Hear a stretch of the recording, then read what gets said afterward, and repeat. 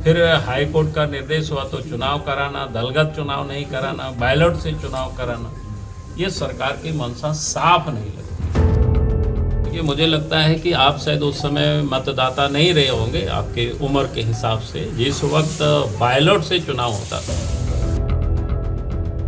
और जहां उनको लगता था नहीं जीतेंगे तो वहां क्या करते थे कि स्याही तक लोग डाल देते थे और हेमंत सोरेन की सरकार ने उसको नज़रअंदाज करके और बैलेट पेपर से चुनाव कराना। तो इसीलिए मैंने कहा कि भाई राज्य निर्वाचन आयोग से हम ये मांग करते हैं और पारामिलिट्री फोर्स हर पोलिंग बूथों पर। झारखंड में होने वाले नगर निकाय चुनाव को लेकर बाबूलाल मरांडी ने अनहोनी की आशंका जताई है। पूर्व मुख्यमंत्री और नेता प्रतिपक्ष बाबूलाल मरांडी ने चुनाव आयोग से पैरामिलिट्री बलों की तैनाती की मांग की है। साथ ही गृह मंत्रालय से अतिरिक्त बल की भी मांग की है। झारखंड में 23 फरवरी को नगर निकाय के चुनाव होने हैं, तो वहीं इसका परिणाम 28 फरवरी को निकलकर सामने आएगा। इसे लेकर तमाम तैयारियां भी चल रही है। प्रत्याशी अपने क्षेत्र में चुनाव प्रचार कर रहे हैं, घर घर जाकर वोट मांग रहे हैं, तो वहीं गाड़ियां लगातार प्रत्याशियों के प्रचार में जुटी हुई है। दूसरी तरफ बीजेपी नगर निकाय चुनाव को लेकर जेएमएम पर हमलावर है और लगातार निशाना साधने का प्रयास कर रही है। तो बहुत बहुत आप सबका स्वागत है, अभिनंदन है, क्योंकि आप सबको ध्यान में है कि इस समय पूरे झारखंड प्रदेश में नगर निकाय का चुनाव हो रहा है।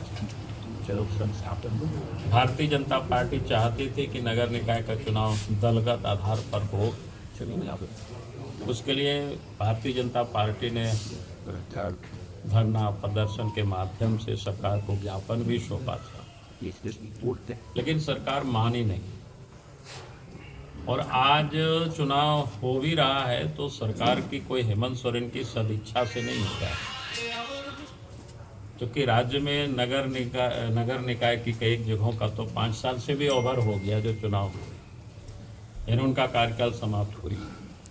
कई स्थानों पर 3 साल 4 साल हो रहा है, यानी कुल मिलाकर के अगर आज नगर निकाय की चुनाव हो रहा है तो भारतीय जनता पार्टी के ही जो वार्ड पार्षद लोग हुआ करते थे तो सारे लोग फिर हाई कोर्ट चले गए और हाई कोर्ट में डेट पर डेट हेमंत सोरेन लेते रही राज्य सरकार।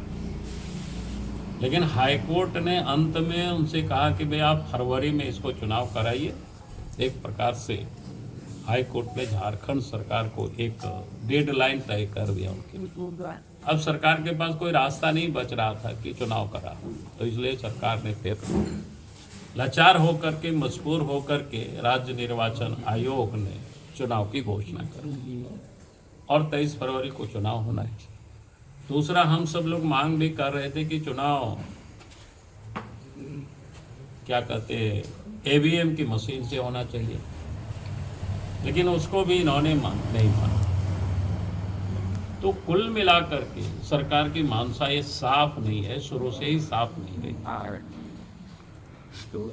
लेकिन पार्टी ने तय किया कि भाई दलगत चुनाव नहीं हो रहा है, लेकिन दल के कार्यकर्ता चुनाव लड़े और दल के कार्यकर्ता का पूरी तरह से दलगत प्रत्याशी होंगे उनका समर्थन रहे। और दल ही नहीं बल्कि हमारे जो सहयोगी दल है एनडीए गठबंधन, जैसे राजकुमार जी भी बैठे हुए, तो एनडीए गठबंधन भी पूरी तरह से जो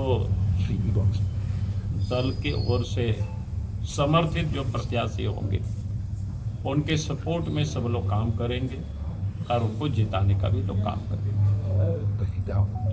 गिरिडीह नगर निगम के चुनाव में दल ने तय किया है कि यहाँ डॉक्टर शैलेंद्र चौधरी को पार्टी के कार्यकर्ता मदद करेंगे, सहयोग करेंगे, लोग काम भी कर रहे हैं।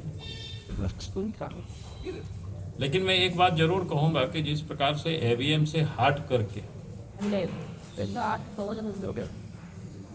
झारखंड सरकार ने बैलेट पेपर से चुनाव कराने की जो ठानी, हमारे कार्यकर्ता तो पुख्ता व्यवस्था कर ही रहे हैं, पोलिंग बूथ से लेकर के मतदान के दिन से लेकर के काउंटिंग रूम तक, काउंटिंग एजेंट तक की व्यवस्था प्रत्याशी करेंगे।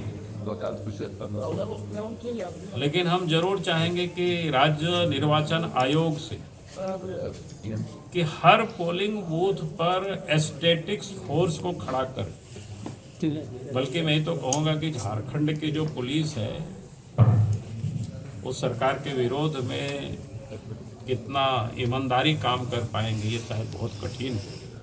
इसलिए राज्य निर्वाचन आयोग से हम मांग करेंगे कि अभी भी समय है, केंद्र सरकार से बात करें, केंद्र के गृह मंत्रालय से बात करें और सेंट्रल पारा मिलिट्री फोर्स हर पोलिंग बूथों पर खड़ा करे ताकि मतदाता निर्भीक होकर के, निर्भय होकर के मताधिकार का लोग प्रयोग कर सके। अरे भाजपा में कोई फूट नहीं है। कई लोगों की इच्छा होती है चुनाव लड़ने की, तो कुछ ने नॉमिनेशन फाइल किया है। हम लोग कोशिश कर रहे हैं अंत समय तक मामला ठीक ठाक हो जाए। वैसे नेताओं पर क्या कार्रवाई कर रही है? अब जो भी हमका कार्रवाई अभी क्या, अभी तो बहुत समय है ना, हम लोग बातचीत करके लोग मान जाते हैं, समझ जाते हैं अंत समय तक। इस्तीफा तक दे दिया है नागेश्वर दास जी। उनका आरोप भी था सर कि खरीद फरोख्त किया गया। कोई मैदान में है कोई बात नहीं, हम लोग तो विरोधियों से भी वोट मांगते हैं ना जी। लेकिन चंपाई सोरेन तो खामोश है, कुछ नहीं कर रहे नहीं, कोई खामोश नहीं है भाई। नागेश्वर दास ने तो टिकट देखने का भी आरोप किया। अब मेरा कहना है कौन क्या देखे, कभी कभी गुस्सा में बहुत प्रकार की बातें लोग बोलते हैं, तो बाकी हम लोग देखेंगे।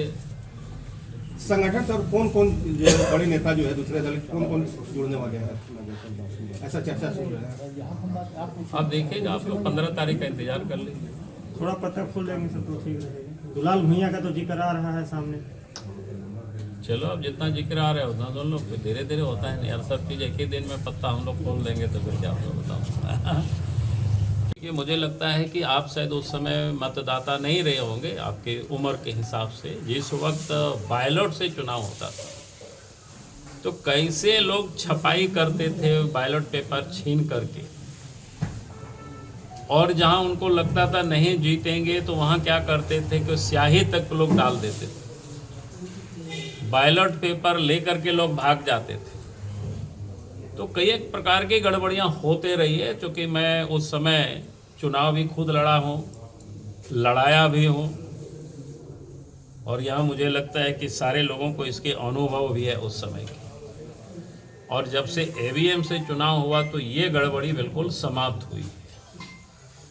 तो इसलिए क्योंकि ईवीएम से इतना सहज और सरलता से चुनाव होता है और हेमंत सोरेन की सरकार ने उसको नज़रअंदाज करके और बैलेट पेपर से चुनाव कराना, पहले तो चुनाव नहीं कराना, फिर हाई कोर्ट का निर्देश हुआ तो चुनाव कराना, दलगत चुनाव नहीं कराना, बैलेट से चुनाव कराना, ये सरकार की मंशा साफ नहीं लगती। तो इसीलिए मैंने कहा कि भाई राज्य निर्वाचन आयोग से हम ये मांग करते कि आप केंद्र सरकार से आप गृह मंत्रालय से मांग करिए कि 48 तो नगर निकाय का क्षेत्र है और पारा मिलिट्री फोर्स हर पोलिंग बूथों पर 4000 या कोई समथिंग ऐसा बूथ है, कोई बहुत अधिक भी नहीं है।